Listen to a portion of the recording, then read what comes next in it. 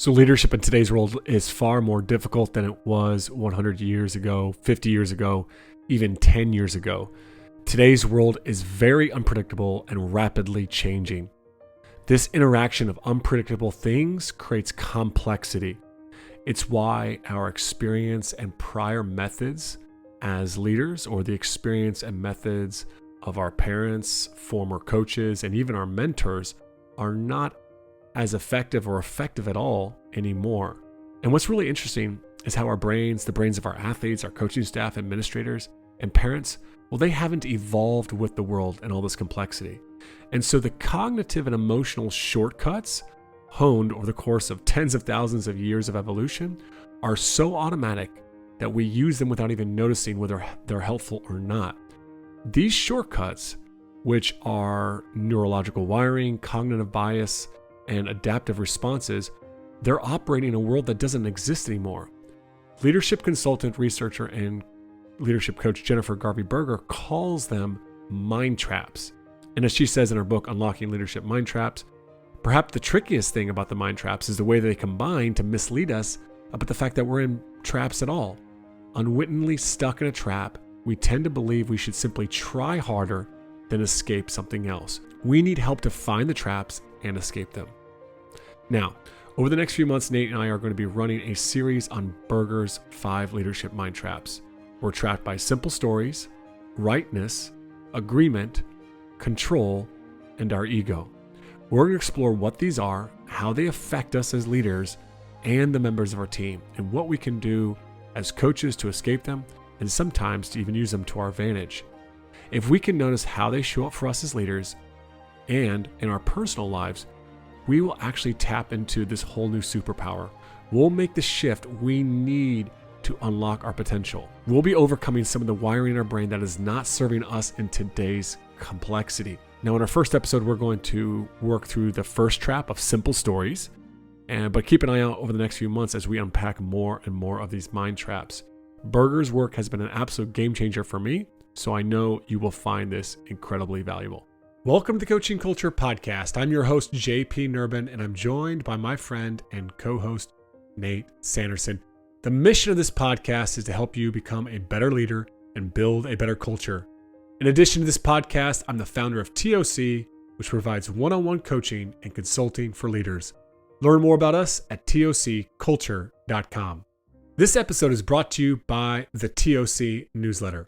Every Thursday, our newsletter includes 2 things you don't want to miss out on. Firstly, the notes to that week's podcast episode.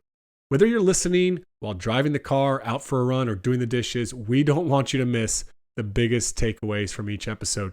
Secondly, each newsletter is a short article from myself or Nate on leadership and culture. These articles are designed to inspire, encourage, and provide practical insights into leadership and culture building. Our content is a perfect fit for anyone who wants to stay up to date with the latest trends and insights in culture building.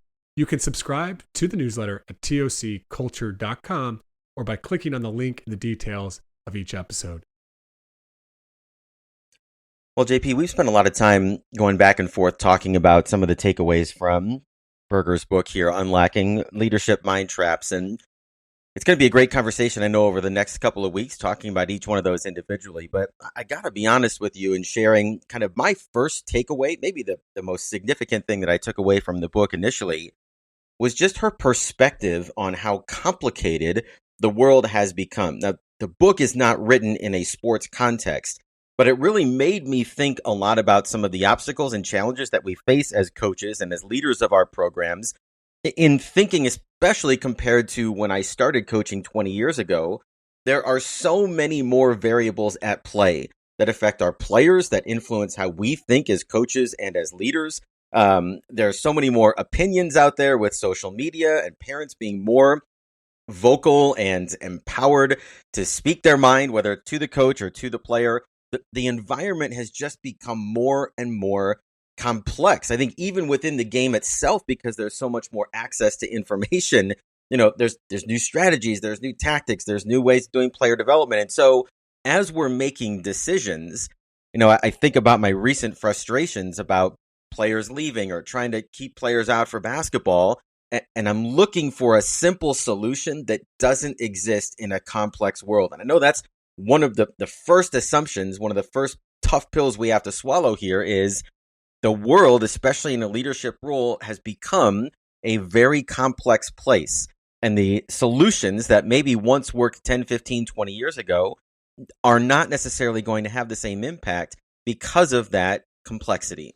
Yeah, it makes me think of something I hear a lot from coaches, which is oftentimes, I just wish I could just coach basketball. I just wish I could just coach football, and not have to deal with all this other stuff. But the reality is all that other stuff, all those other challenges, all those other roles and responsibilities that your administration asks of you, that's part of leadership today. And for us as coaches, I think oftentimes we need to stop searching for that simple solution, that simple team activity or simple rule that we can implement that's going to fix this very complex problem. But we've got to really rely on certain tools. And it's about adding a few tools to our tool belt that can help us to navigate the complexity of our situation, of culture today, of today's athletes, and so that we can work with that in a nuanced way. Because while many of the challenges that we all face as leaders are similar, every one of our situations is a unique and complex context. Well, I'll give you an example of where that complexity has really kind of slapped me in the face a little bit, just understanding how little control I have over so many variables that affect our team or our players. I mean, you think of a player that grows up today in this hyper-professionalized youth sport environment, right? So maybe they're an elementary student.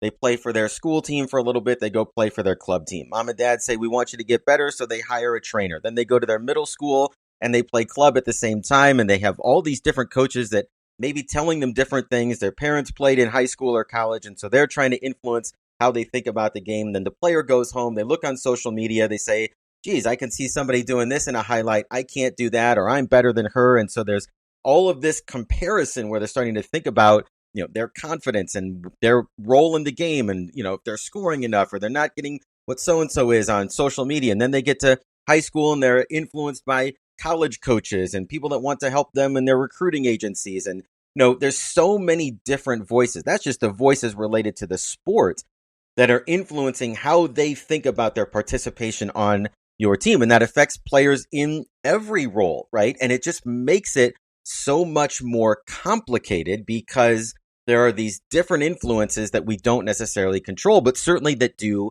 matter.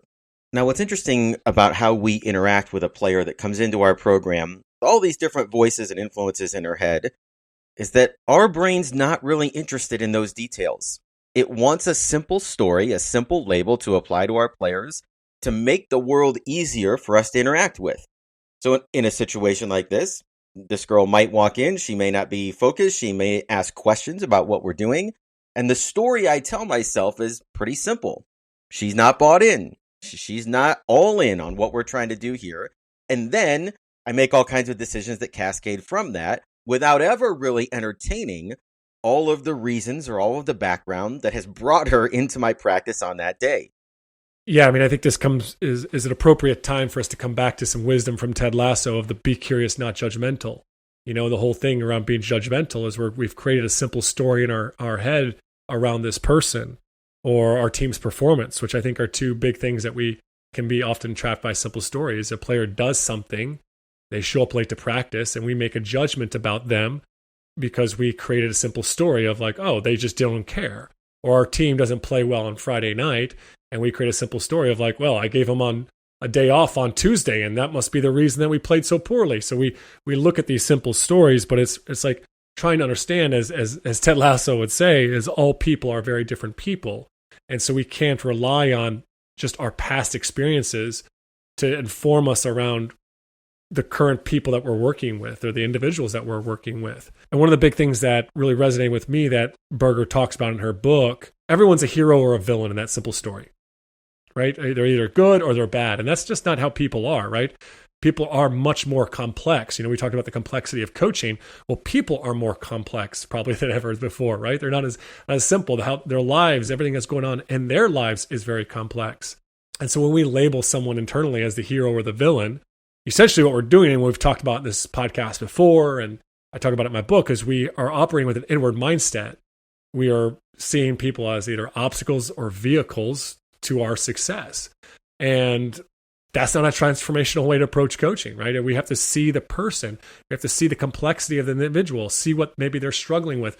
What is actually the real story that's going on, what in their life? What are the challenges they're facing?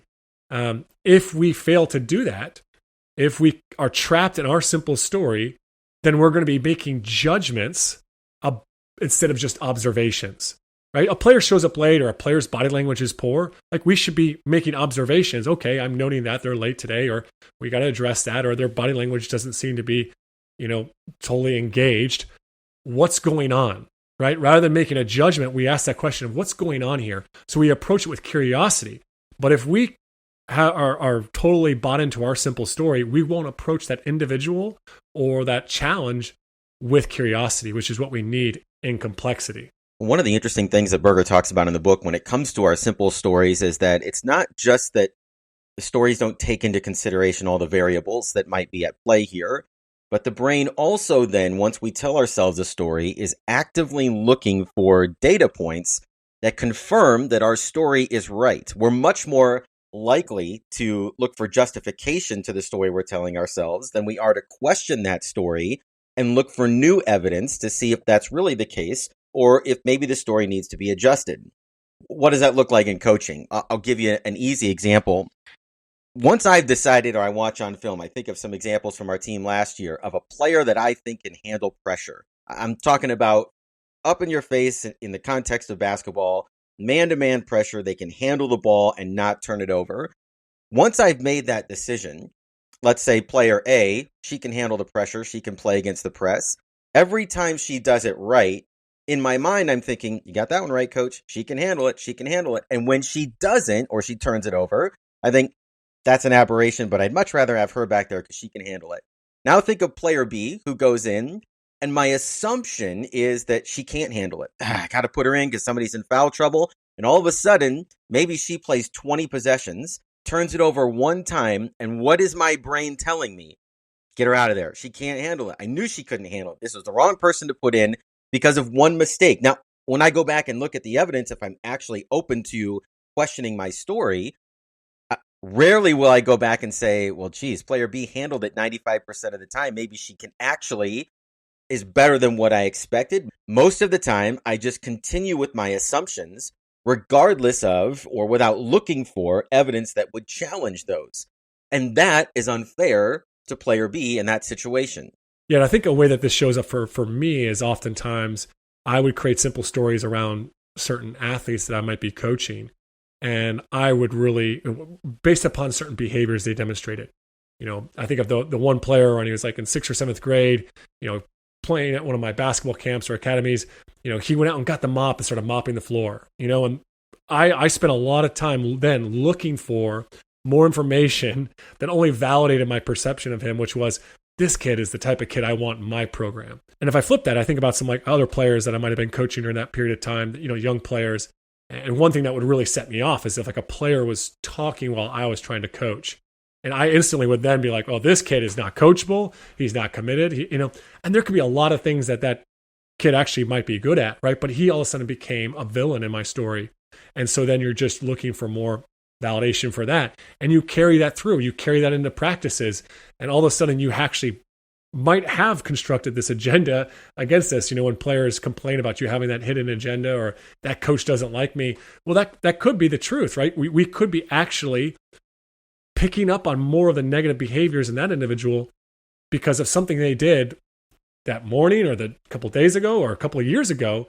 Whereas other individuals, we can only see the good things they do because of one moment that came up, in our previous experiences with that athlete. So this is something there that I feel like, yes, I occasionally did play favorites as a coach and was completely unaware of it.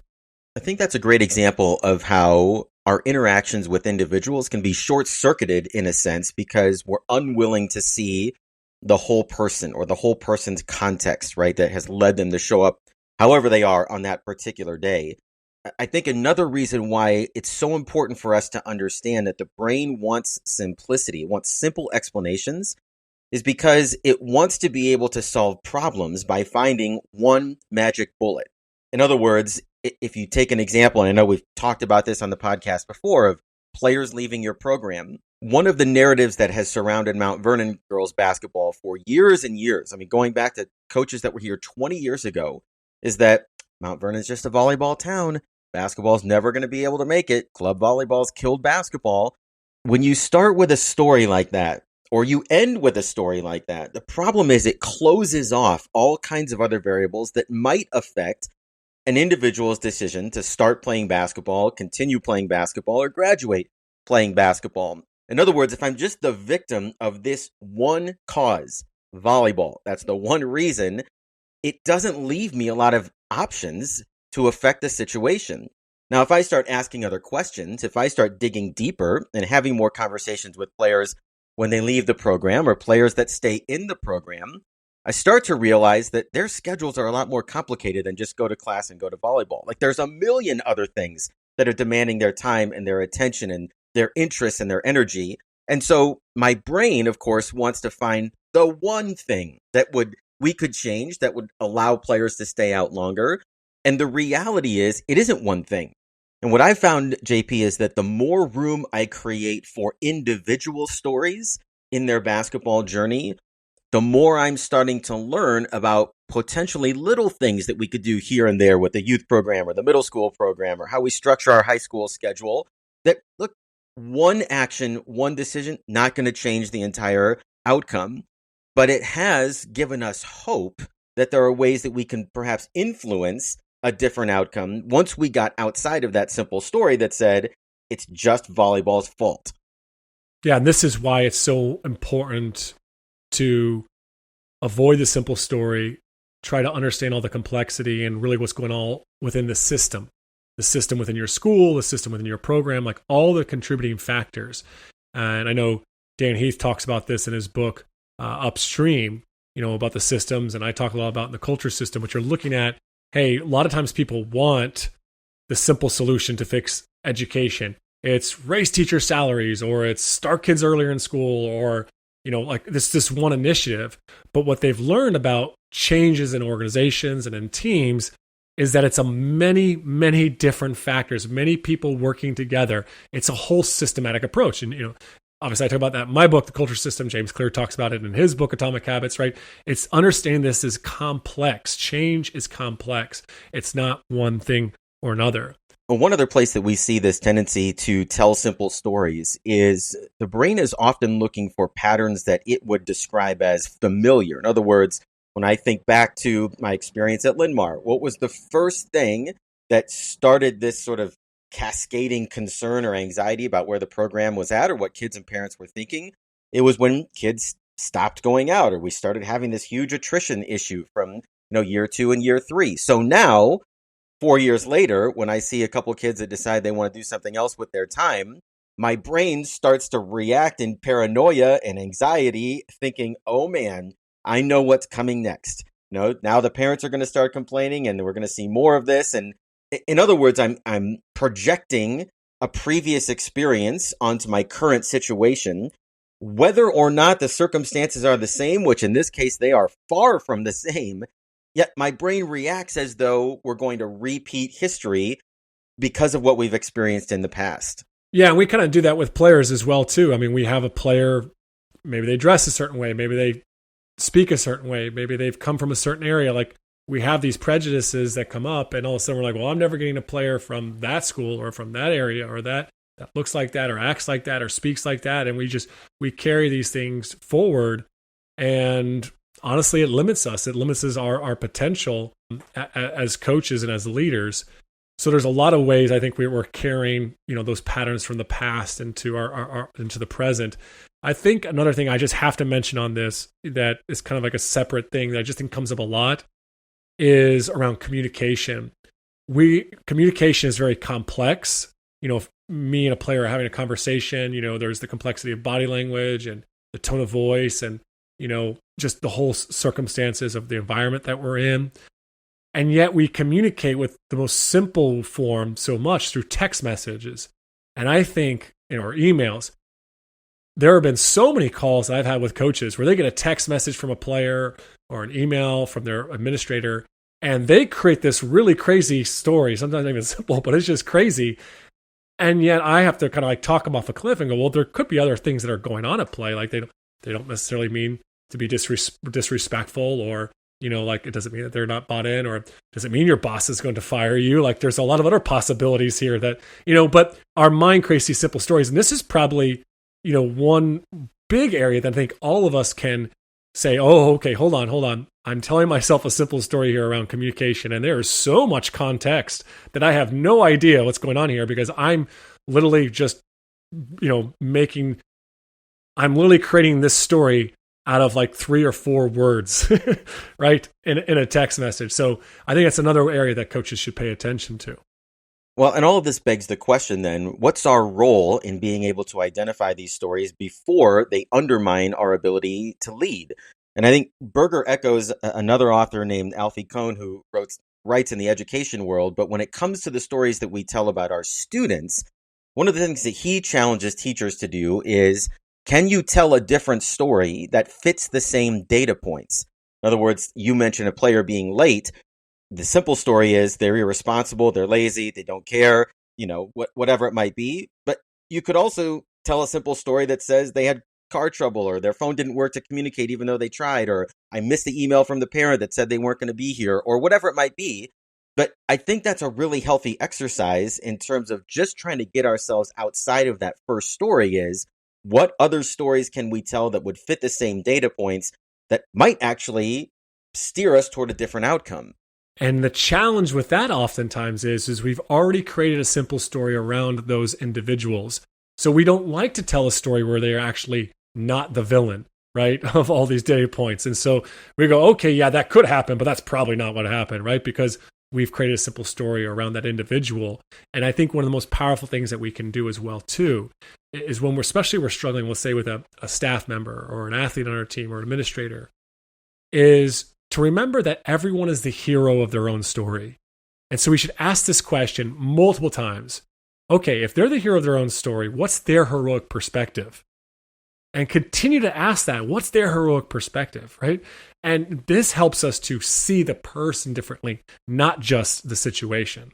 Okay, I just want to take a quick break to tell you about 2 resources that might help you to lead in complexity that are related to today's episode. First, my book, The Culture System, a proven process for creating an extraordinary team culture. It's got hundreds of 5-star reviews. It's available on Audible, Kindle, and paperback. The framework from the book helps you to lead in complexity by intentionally shaping the system that's driving your culture. Learn more at myculturesystem.com. Secondly, the Playing Time System online course will teach you a variety of strategies and methods to address the number one issue dividing teams today. You also get with the course digital resources to help easily implement this system within your team. Regardless of whether you are coaching collegiate athletes or a youth team, this can be a game changer for you. You can purchase the course at tocculture.com. Just click on online courses. Well, I think another simple strategy that has really helped generate better conversations with our staff as we're preparing for this upcoming season is just following up every justification or explanation with, it's just not that simple. I mean, I think of an assistant coach that as we're trying to, figure out why certain kids aren't playing, and says, maybe we just need to not call the scout team because maybe that makes them think that they're, less than the starters or the rotation. And in my mind, I'm thinking, yeah, it's not that simple. Now, that might be a variable that we could consider, but I don't think girls are just not playing because they're on the scout team, quote unquote. So the more, we start to explain situations, the more we start to ask ourselves, is it just that simple? How is it not that simple? And we could go into even conversations, JP, about just red teaming some of our solutions, right? Like we have an idea, we want to do practice a certain way. There's a question we ask in our staff meetings. Tell me why this won't work. What is it that we're not seeing here that might make this thing go sideways?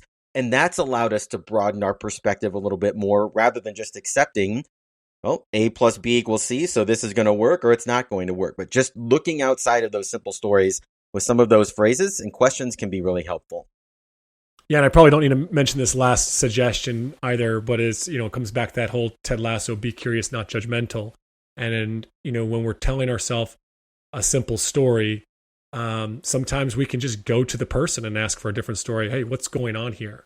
And just notice that we're telling a simple story and say, okay, but I'm going to explore a different story before I jump in and come in and criticize and give hard feedback. And I think one of the most beautiful ways that I've learned to do that comes from Brene Brown's work, where she just talks about the power of just saying, hey, the story I'm telling myself is blank, where we just share that. What are you seeing? What's going on from your perspective? And so we're still able to maybe offer our observations, but we're sharing them just as that. Hey, I'm observing this, but I'm also probably like starting to tell this simple story. And that becomes a lot less aggressive for the individual. Now, I think there's another element to all of this mind traps, which is our athletes, suffer from these things as well too.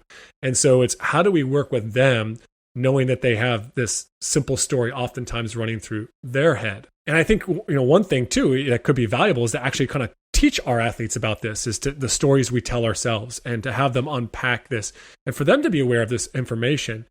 One of the powerful ways that you can do this, it doesn't have to be like in a classroom type setting, is just you're having a conversation with an athlete who might be struggling, and you can see they're telling a simple story. It's just say, okay, so what's the story you're telling yourself about this? Allow them to articulate that, and then just follow up and say, okay, how's that serving you? What might be a more beneficial story that you could tell in this? So if they're struggling with playing time, okay, so what's the story you're telling yourself right now, right? Well, I'm not valued. Nobody appreciates me. All those types of things. Okay, well, how is that helping you in this now? Okay, what's a different story that you can tell? So coaching them and working with them to work to identify the simple story they're telling, and to maybe identify a better story they could tell themselves. Well, another tip when we're working with our players is I think it's really important to help them frame the story as they're receiving new information. So in other words, if I'm having a conversation with you, JP, about moving you out of the lineup, or moving you up to the varsity level, or putting you in or out of the rotation, the information is there's going to be a change in strategy here. Now, if I just leave you up to your own devices to try to figure out what all this means, because that's what the brain is going to try to do on its own, if you're not sure, you're going to start to filter back through previous stories, or how you might interpret that, or you might run home and whatever mom or dad says for that story to make sense is going to be the first one that resonates to match those data points. And I just learned that over the course of time here, that the more I can help shape the first story, the more likely it is for the player to have a better understanding of what we're doing and why, or for them to buy in, or for them to accept whatever that decision might be, rather than just, and I hear coaches say this, they just have to deal with the reality. They just have to deal with it. And I think that can be a dangerous proposition there, as they're searching for stories to add meaning to their experience. Yeah, and the number one area that I've screwed this up is around playing time. I have so many times in my coaching career didn't tell a player why they were dropped from the lineup, or I made a really late, quick decision and I didn't really sit down and have, a good explanation. And I operate from the place of, well, I'm the coach and I make decisions about what's best for the team. You just got to trust me. And I can say that, I can do that, but that's not going to be very effective, because what are they doing? They're telling a simple story, and that simple story is coach doesn't like me, or just a million different reasons they have. But it typically is where I'm the villain and they're the person that's been wronged, right? That's typically the story that they go to. And so we need to communicate early, and we need to communicate often when we make these playing time decisions, so that they can tell a more beneficial story. And I always say, hey, as much as I can, I want to communicate why you're, been dropped from the lineup at least 24 hours in advance. That way I can tell the story and give you time to maybe ask questions and to really kind of learn to accept that story, or to embrace that. One of the other takeaways from this idea of complexity is, I was blind to the idea that the world is a complex place. And there's all these different variables at play that are outside of my control. I can't imagine that players or parents or even administrators or even my assistant coaches necessarily have an appreciation of that perspective either.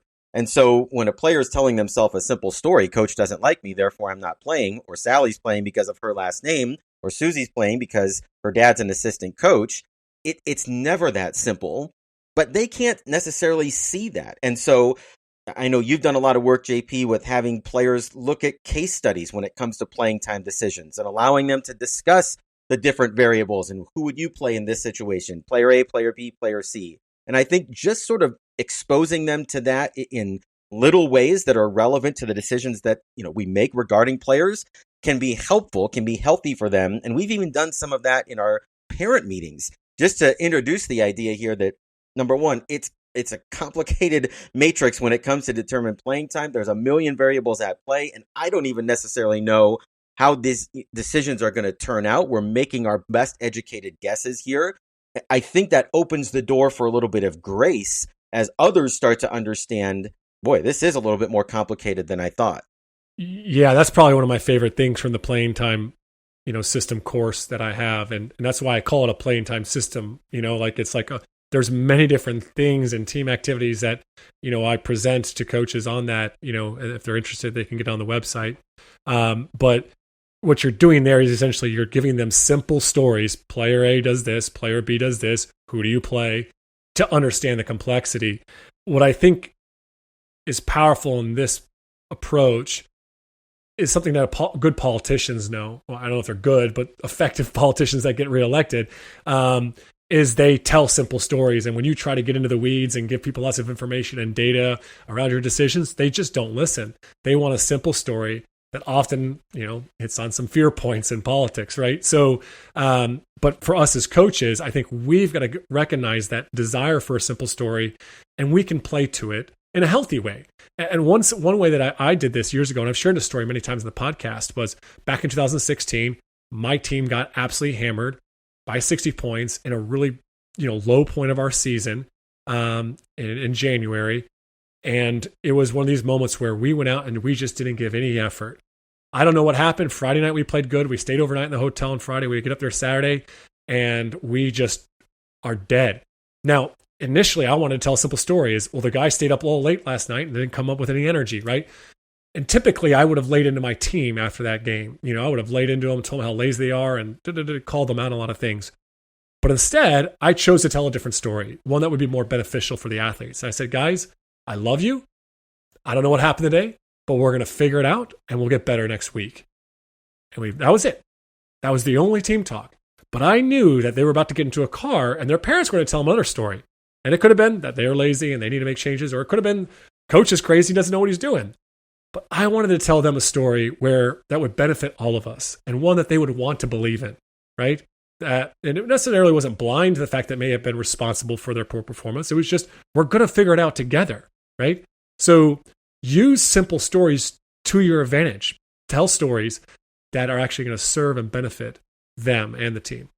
Well, I know we've talked a lot about just the different ways that stories can kind of infiltrate our thinking and different ways to respond to that. And I think at the end of the day, the most important thing for coaches and for leaders to understand is that this is a natural function of the brain. It's helped us to evolve and become the dominant species on the planet because it allows us to make easier decisions. But anytime you hear one simple explanation, or you notice yourself telling yourself a simple A plus B equals C story, or you hear that from an assistant, or you hear that from a player, a flag should go up that says, I need to ask more questions here. I need to dig a little bit deeper. I need to investigate, is this really the only story that can be told? And I think you'll be surprised. I've been surprised, JP, as I've just opened myself up to more explanations about why things are happening within our program. It's made me see from a much more healthy perspective. And I hope it's helped us to make better decisions as a result of just that awareness that, man, we're trying to simplify the world in a way that doesn't always serve us. So my last recommendation for all listeners is to look at how these simple stories, how they are showing up in other areas of our life. They are not just relevant to us in leadership. It's at work, it's in our families, and it's in our social life. How are simple stories getting in the way of our own fulfillment and our own flourishing as human beings? All right, that's it for today's episode of the Coaching Culture Podcast. Don't forget to subscribe wherever you listen to podcasts. Also, we're grateful for people who take 15 to 30 seconds just to leave us a review. And I know your friends appreciate it when you send them an episode that they find valuable. So don't hesitate to share today's episode.